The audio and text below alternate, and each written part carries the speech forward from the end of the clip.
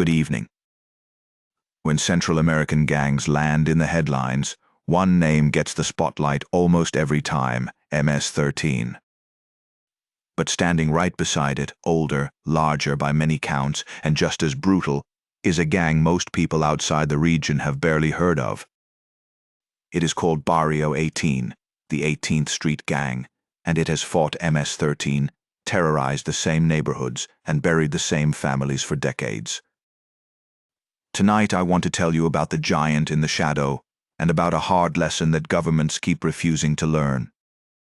I'm Marty. Let us begin. Story 1. Picture two gangs that grew up together, on the same streets, from the same poverty, and then spent 40 years trying to kill each other. Everyone knows the younger brother's name. Almost no one knows the older one's. Barrio 18 is, by most estimates, at least as large as MS-13, with tens of thousands of members spread across the United States, Mexico, Guatemala, Honduras, and El Salvador. It has been called one of the largest transnational criminal gangs in the Western Hemisphere. Yet it lives in the news only as a supporting character, the gang MS-13 fights. That anonymity is not an accident of nature. It is a habit of attention. And a gang you refuse to look at squarely is a gang you will never understand well enough to stop. Story 2. Barrio 18 did not begin in some distant capital. It began in Los Angeles, in a neighborhood near 18th Street, west of downtown, sometime around the 1960s. The story goes that it grew out of an older Mexican-American gang that, unusually for its time, was willing to take in youngsters who were not pure Mexican by blood, immigrant kids from all over Central America who had nowhere else to belong. That openness made it grow fast. By the 1980s and 90s, as war and hardship pushed hundreds of thousands of Salvadorans and Guatemalans north, 18th Street was waiting on the corner, offering the two things a frightened teenager wants most: a family and protection. Story 3. Here is where the two brothers grew up in step. In the 1990s, the United States began deporting large numbers of convicted gang members back to Central America, to countries hollowed out by civil war and barely able to police themselves. The men stepped off the planes carrying Los Angeles gang culture, the hand signs, the codes, the names, and they planted it in San Salvador and Tegucigalpa and Guatemala City. Barrio 18 spread exactly the way MS-13 did, along the same migration routes, through the same deportations, into the same broken places. We exported the problem, and then acted surprised when it came home stronger. Story 4.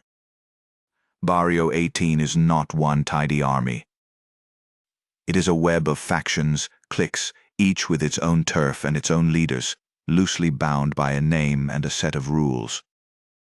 In some countries, it split openly into rival wings that fought each other as fiercely as they fought outsiders. This matters for anyone who dreams of defeating it with a single blow. There is no one head to cut off. Arrest a leader, and the clique regenerates. Smash a clique, and the name survives in the next barrio over.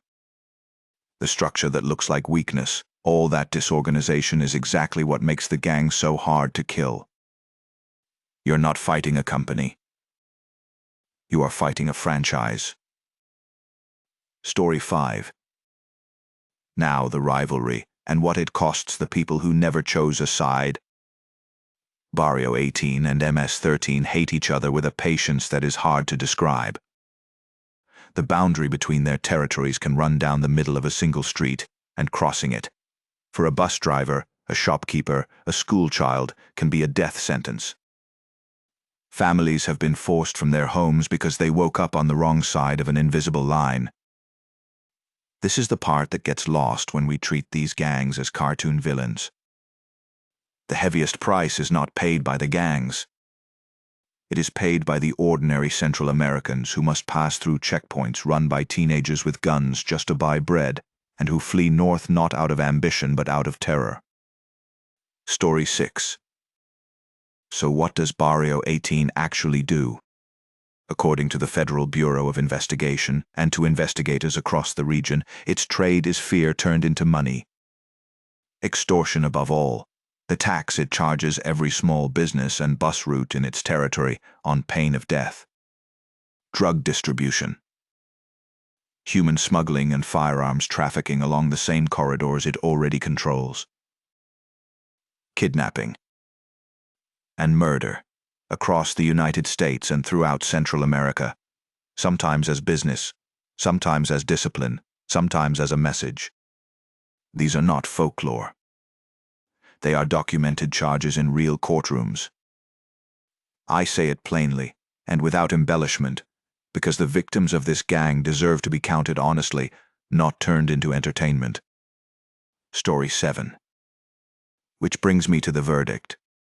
In recent years, one Central American government has jailed tens of thousands of suspected gang members, Barrio 18 and MS-13 alike, in vast new prisons, and the murder rate has fallen, and many exhausted citizens are grateful, and I do not dismiss that relief. But mark the deeper lesson. A gang like Barrio 18 is not really an army or a company. It is control. Control over neighborhoods, over prisons, over frightened families who have no one else to call.